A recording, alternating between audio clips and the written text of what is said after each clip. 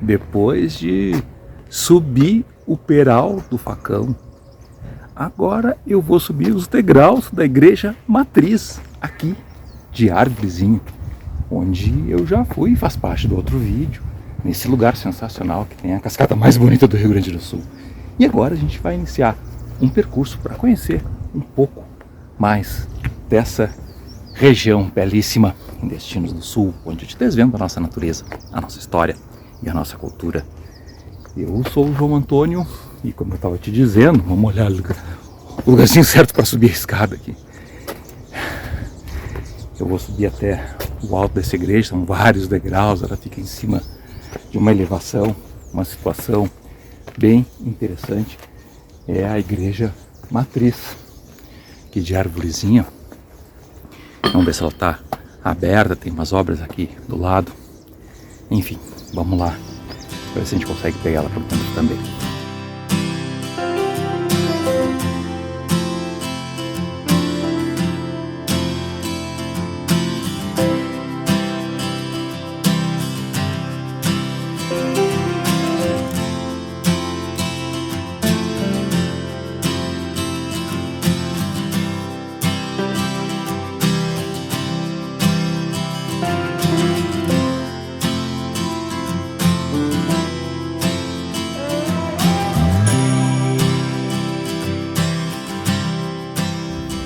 Realmente mais um espetáculo de vitrais. O interessante dessa igreja é que tem os vitrais lá perto do altar, um ladinho, são um pouquinho menores, mas dá para chegar bem perto deles, uma partezinha mais elevada. Pude pegar umas imagens com algumas expressões marcantes. O interessante é que tinha uma cena, vou até parar um pouco na sombra aqui, tá um sol pesado. Tinha uma cena então com um anjo cuidando de duas crianças que estavam atravessando uma ponte e as nuvens parece que estavam carregadas. Eu acho que diz muito sobre esse momento que a gente passou nesse 2024, e quem está vendo os vídeos aí que eu estou publicando perto desse aqui, viu que a gente aqui nessa região teve pontes caídas, teve problemas. Tem um outro vídeo ali que eu falo sobre Nova Bressa, que eu mostrei bastante. Talvez a gente eu me depare com essa situação ao longo desse vídeo, na trajetória que a gente está fazendo já, vamos dizer assim, voltando para Porto Alegre. Vamos pegar mais um pouco de Árvorezinha e de repente outras cidades também.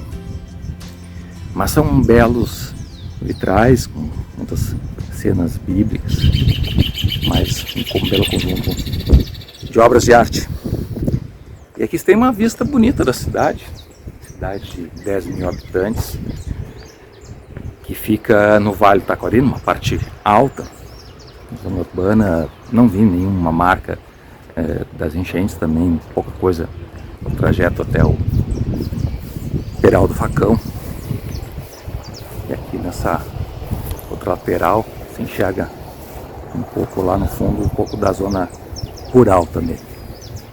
E o pessoal está ali batendo o martelo com uma escada de madeira. Eles estavam falando que são instalações onde vai ser realizado o Natal no Morro, um evento importante, tradicional aqui de Árvorezinha. Esse ano vai ser a 32ª edição, onde tem encenação do nascimento de Jesus e também um belo presépio de madeira com figuras em tamanho real. Tinha que voltar um pouco mais adiante aí no final do ano. Eu estou gravando aqui no final de outubro, então o pessoal já está preparando aí para essa festividade todo esse cenário. Essa história do presépio, o presépio teria sido criado por São Francisco de Assis, que propôs isso há uns 1000 anos atrás. Acabei de olhar a data e já me esqueci. Vou botar aqui. Mas enfim, mas o pessoal aqui da cidade disse que tinha uma senhora, na época,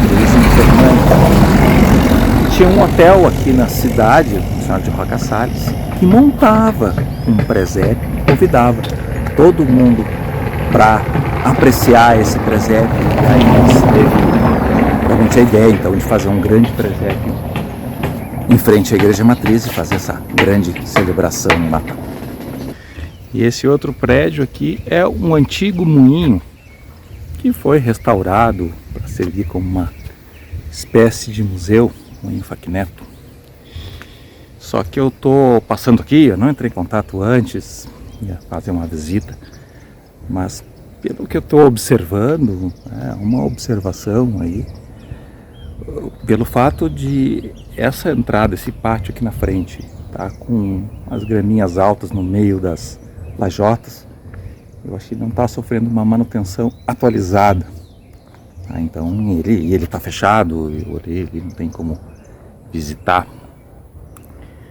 Mas enfim, foi preservado, faz parte da Rota dos Moinhos, ou Caminho dos Moinhos. Eu já te comentei sobre isso quando eu fiz um vídeo em Ilópolis, que fica perto daqui, no Museu do Pão, que fala sobre esse Caminho dos Moinhos. Tem vários moinhos antigos, um deles é esse aqui de Arvorezinha. Ele teria sido erguido nos anos 40, foi iniciado aí por vários donos e até aqui, já no século XXI, teria sido adquirido pelo Facneto mais com fins culturais, mas também estaria produzindo ainda uma farinha, biscoitos também. Enfim, eu não sei como é que está esse empreendimento e nem sei como é que ficou essa questão de uma visitação aqui nesse antigo moinho. E atrás do moinho tem uma mata de araucária. Ele fica na zona urbana, quase no começo da zona rural, e ali embaixo corre um arroiozinho, mas as araucárias que tem lá atrás chamam a atenção. E eu já vim aqui para Ilópolis, onde tem um outro moinho antigo, um moinho Colonhese. Esse dá para visitar, é bem interessante por dentro. E do lado dele tem o Museu do Pão, nesse prédio moderno, erguido em 2008, foi feito em 2008 para ser o museu quando se recuperou o moinho. E esse museu conta toda a história do pão, um lugar fantástico que eu vou te levar para conhecer. E não te esquece que na descrição desse vídeo eu sempre coloco links onde tu pode comprar desde passeios saindo de Porto Alegre aqui para o interior do Rio Grande do Sul até pacotes de viagem maiores. Tu pode reservar o teu hotel, pode comprar o teu seguro viagem, comprar ingressos para atrações turísticas e também pode entrar em contato conosco, a gente pode montar um roteiro especial para ti. E não esquece de nos seguir no Instagram e também de curtir e compartilhar esse vídeo. E esse lugar é simplesmente incrível.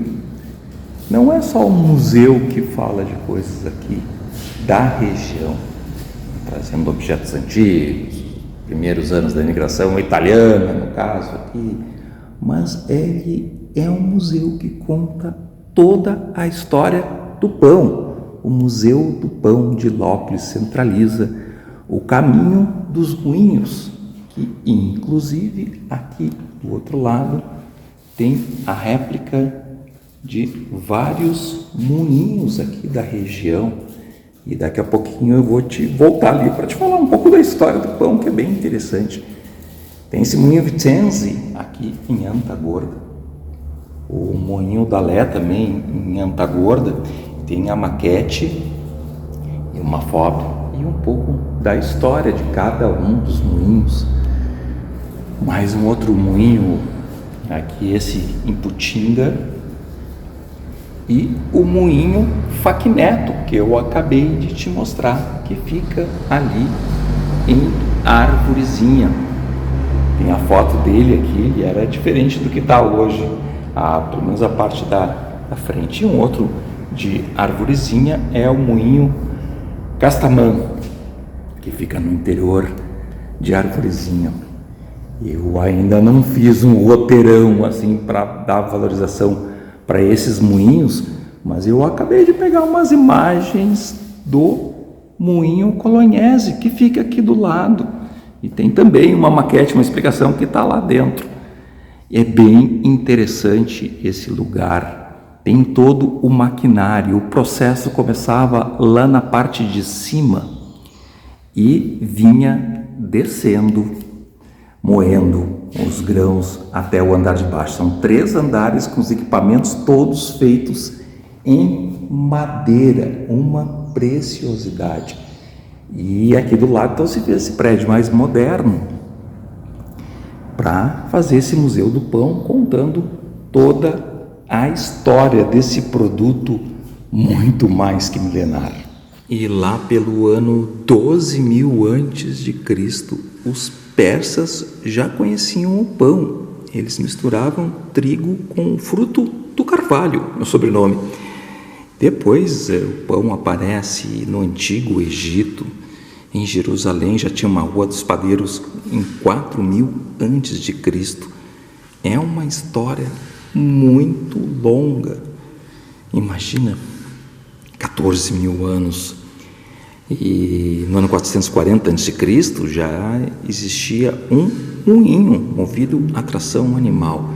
E a história vai seguindo nas diversas etapas da produção do pão. E aqui já aparecem moinhos de vento, lugares onde não tinha água para poder moer o trigo, isso no ano 833 na Europa e no Oriente Médio. Enfim, aí o pão começa a chegar no Brasil, vindo do México. É uma história bastante longa, vale a pena ficar aqui com mais calma que eu estou fazendo para ler esses detalhes da história do pão. Louis Pasteur já descreve o funcionamento do fermento, que foi descoberto por acaso. O pão ficou ali muito tempo e acabou se descobrindo o fermento, e depois o Pasteur acabou entendendo o seu funcionamento só em 1859. Depois vieram os italianos para cá, para a região, e aí se faz uma história, se direciona a história mais um pouco para essa região, com uns eventos também ao longo do século XX. E aqui tem uma informação já no final que em 1967 o regime militar decretou que a produção de grãos passa a ser um monopólio estatal, e aí o número de moinhos é reduzido de 420 para 178. Esses moinhos coloniais começam a entrar em dificuldades. E aqui tem mais uma série de objetos relacionados à produção e comercialização de pão, de farinha, algumas gavetas, objetos aí para fazer a massa, rolo de massa, e outros objetos antigos aqui que completam esse museu, que eu posso dizer que é diferente, mas é bem interessante.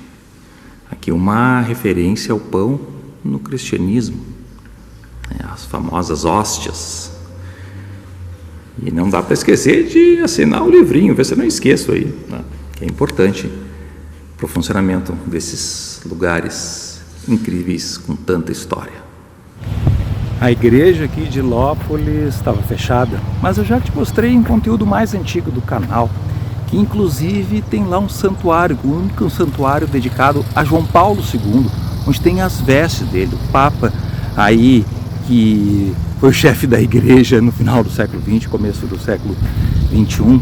E aqui na descida tem estátuas dos 12 apóstolos de um lado e de outro dessa subida até a igreja. O pessoal está cortando a grama, eu estou indo antes que o rapaz está cortando, está passando um tratorzinho, ele está fazendo barulho no fundo, não sei se ele vai continuar cortando ou cortar para o outro lado, enfim. Mas é um lugar interessante, infelizmente estava fechado, mas eu já te mostrei, então dá uma olhada nesse vídeo antigo aí que está bem interessante. Tem outros lugares aqui de Lópolis também.